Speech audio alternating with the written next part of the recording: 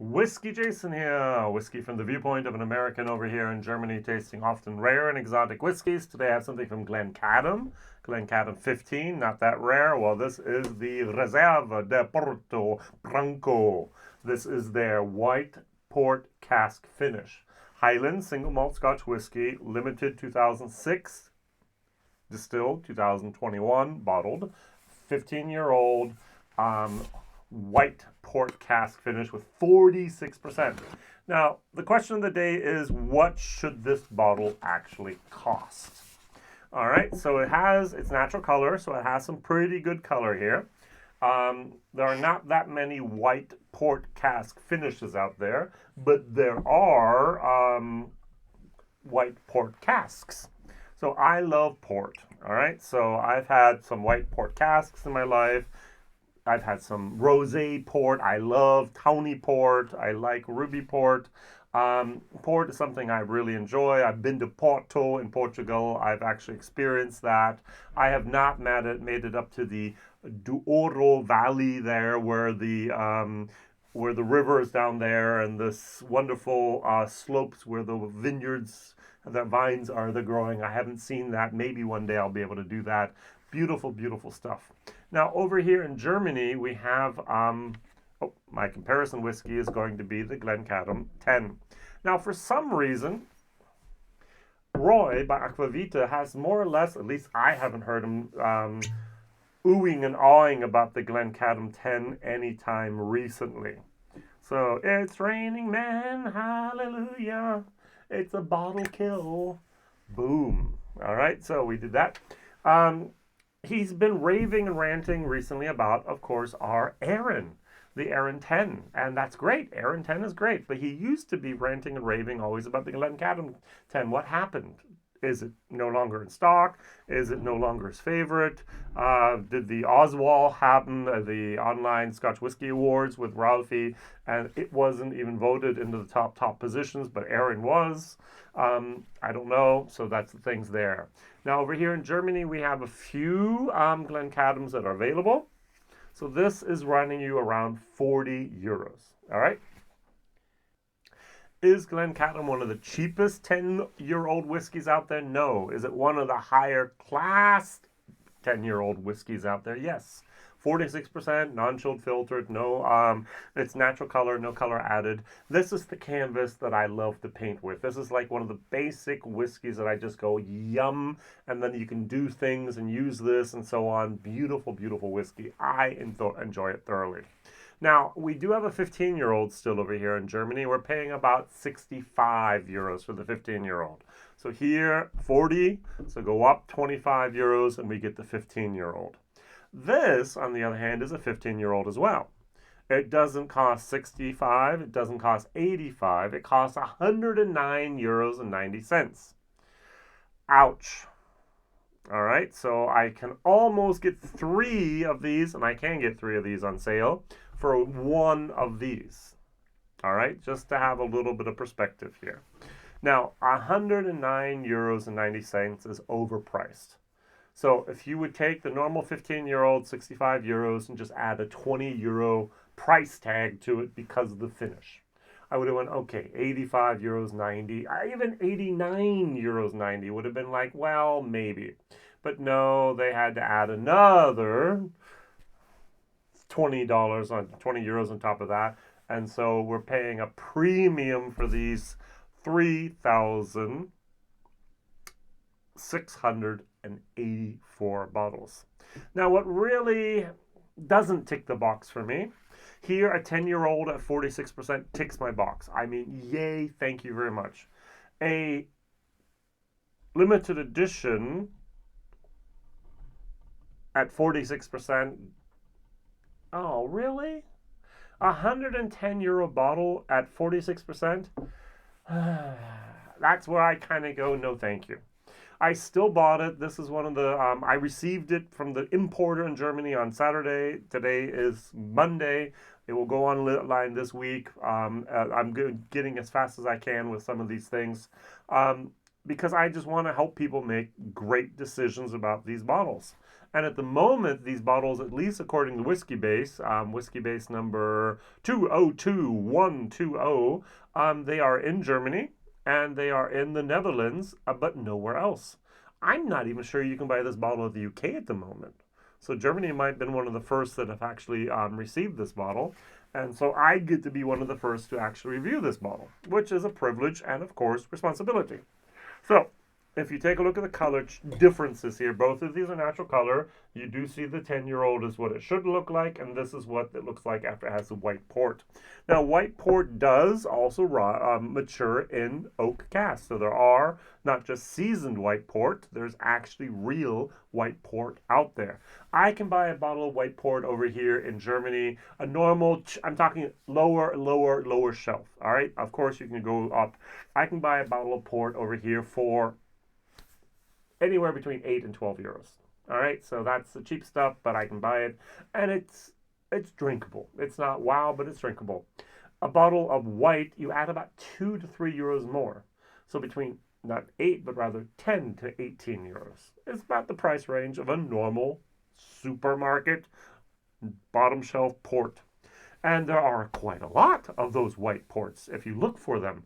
Most supermarkets that have port will often have a tawny, a ruby, and often a white port. Not all of them do, some of them do. When you go over to Porto in Portugal, you'll actually see a lot of rosé ports, which my wife really, really enjoyed. She found those and like, this is delicious. She loves port anyways, like me as well. So it has to be careful because it has a little bit more alcohol than sometimes you're used to if you're just drinking beer or wine normally. All right, so we know what type of casks, white port casks. We don't know how long. It just says here, I'm going to read this verbatim here. Glencadam 2006 Reserva De Porto Branco, not Blanco, Branco with an R, has been specially crafted by our master distiller. Why don't you name Robert Fleming? The guy's a legend. All right, so from Glencadam's historic dunnage warehouses, okay. He has carefully selected single malt distilled in 2006 and matured initially in exceptional ex-bourbon American oak casks. Not first fill, just ex-bourbon American oak. And the single malt in these casks have been expertly married. I don't know how to expertly marry that. You just put them together in a big tank. That's what here Angus Dundee loves to do. They have big tanks and they just put stuff together there. And then it was actually finished in the finest white port barrels sourced from Portugal. How long? We, the geeks, want to know. Was it 6 weeks? Was it 6 days? Was it 6 months? Was it 6 years? We, the geeks, want to know. So unfortunately, I can't find anything about that. If you find out how long this was actually matured in those finest white port barrels, please do tell me. And these white port barrels impart unique flavors which give depth and complexity to our Glencadam single malt. All right, so now Glenmorangie has a system. Dr. Bill Lumsden basically takes the Glenmorangie 10. Everything's aged in those first and second fill ex-bourbon casks. And they're aged up to age 10, and then they start deviating. Then you have the finish in this direction, in that direction, in this direction. They do all sorts of things. But the basis of almost every single product at Glenmorangie is the first 10 years almost the same or identical. I would actually encourage maybe even Glencadam to do something similar. Yeah, to see this as the base for everything, which they can't do because they don't have enough depth in their stock for 10 years of age. I'm so sorry. They have their bottom entry-level product, let's call it that, which is called the Origin 1825. And now they started about 3, maybe 4 years ago, bringing out this Glencadam Reserva Andalusia Oloroso. I actually like that a lot. It's not 10 years of age, but it has that great sherry finish in there. And there's a very nice complexity. I like Glencadam. I have hardly had any Glencadams I don't like. There are a few out there that I'm not a great fan of, and a lot of these are these experiments that they've done. The 17-year-old Portwood. Now we have a 15-year-old white port. But I did recently have a Glencadam, which was a single cask selected just for Germany, and it was fabulous. I actually went out and bought another bottle for just for me. It was the 2010 2013 11-year-old cask, bourbon cask 1299. It was 64.9%. It was 100 and no, it was just 88 euros, which actually is a fantastic price if you ask me. And it was delicious. It was so freaking good. All right, so the question is this even in that ballpark? Now, the 10-year-old, okay, I like this. This is crisp, this is clear, there's a little bit of a citrus moment going on here. There's a lot of barley, sugar going on here. There's a tiny little bit of wood. This is the perfect canvas to draw on and to make great whiskey from. And it's a great everyday sipper. Don't drink your whiskey every day, every week sipper. And for 40 euros, this is appropriate price for a good, solid, authentic, integrity, to use Ralphie Ward's malt. Non-chilled filtered, no color added, 46% age statement. Bam! Everything you need. So this, on the other hand, it's interesting. The first thought that I got was white vinegar. Not a good omen here. Then it was, oh, there is some deep, dark, nice goodness going on here. And I was mentally transported back a little bit to my time in Porto, where we had a bottle of white port. White port tends to be even sweeter sometimes than the red, and the rosé is exactly as often in the middle there. I have the feeling the entire time that there is a sourness to this. If you would have given this to me blind, I would have went, this is a funky type of Sauternes cask finish. What is it?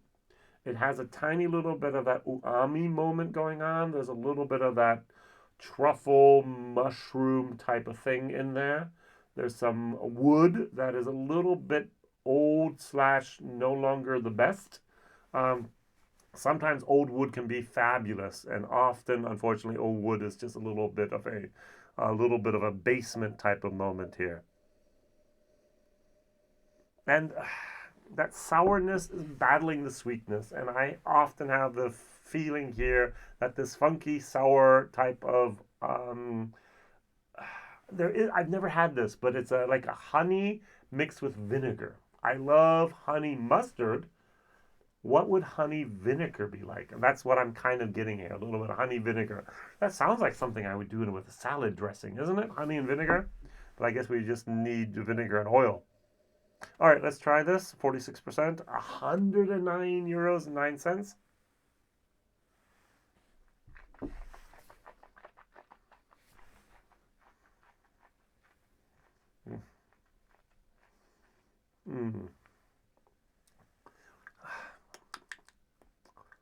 A little bit of old wood, old yucky wood.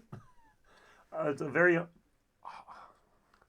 it's almost tart and sour. I like white port. I'm not a big fan of this. And that sweetness and that sweet sour is going on here. I'm not getting this whiskey. All right, just doesn't connect. As you saw my hand, it was like, oh, and then it went, oh, and then it went, ah. And especially that finish is just like, ah. And the problem is not me, it's me in the bottle. The problem is not me and Glencadam, it's this specific white port cask finish that I just don't click with. If I go back to my Glencadam 10 here, watch the smile on my face.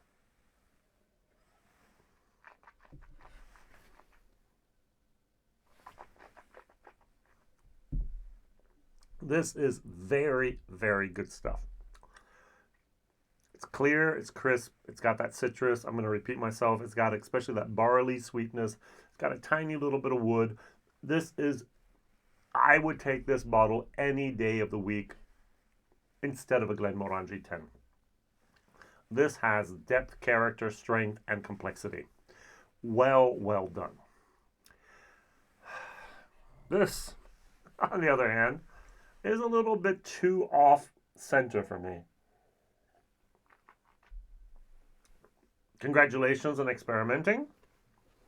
Congratulations on being bold enough to bottle this and put it out on the market. Apparently someone liked it, but it's definitely not doing it for me. I'm just not getting that goodness that I often get from Glencadam. When I water it down to about 40%, I do find more of the typical Glencadam notes in there. But those casks here for the white wine, for the white port, have actually had a significant influence on here. So I don't know if they were extremely wet, they were extremely long to finish, but they actually did influence this. And I'm going to say not in the positive way that I prefer.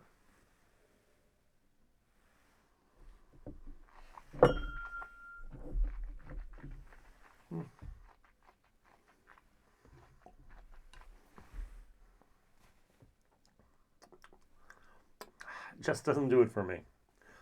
There is a, as I said, it's vinegar with honey. There is a honey. The honey tries to show its way through the light, but that sourness, that weirdness here just keeps on hammering it down and goes away, go away. Now, if you add some water to it, somewhere between 43 and 40%,